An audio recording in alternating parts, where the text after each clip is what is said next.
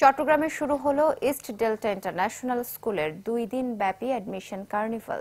নগরীর বায়েজিদ মুজাফফরনগর এলাকায় east delta বিশ্ববিদ্যালয়ের নিজস্ব ক্যাম্পাসে স্থাপিত হয়েছে ক্যামব্রিজ কারিকুলামের স্কুলটি। দুপুরে কার্নিভাল উদ্বোধন করেন সহ প্রতিষ্ঠাতা সাইদ আল নোমান। এ সময় উপস্থিত ছিলেন বিশ্ববিদ্যালয়ের উপাচার্য প্রফেসর ডক্টর নাজিমউদ্দিন চৌধুরী ও সাবেক উপাচার্য প্রফেসর এম সিকান্দার খান।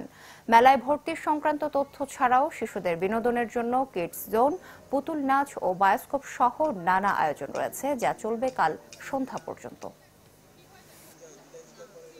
যে কার্নিভালে বিভিন্ন বাচ্চাদের জন্য অ্যাক্টিভিটি রাখা হয়েছে, সেখানে বাবা মা তাদের বাচ্চাদেরকে নিয়ে আসুক চট্টগ্রামের, এবং এই 2 দিন ব্যাপী তারা একটু বাচ্চাদেরকে নিয়ে এনজয় করুক।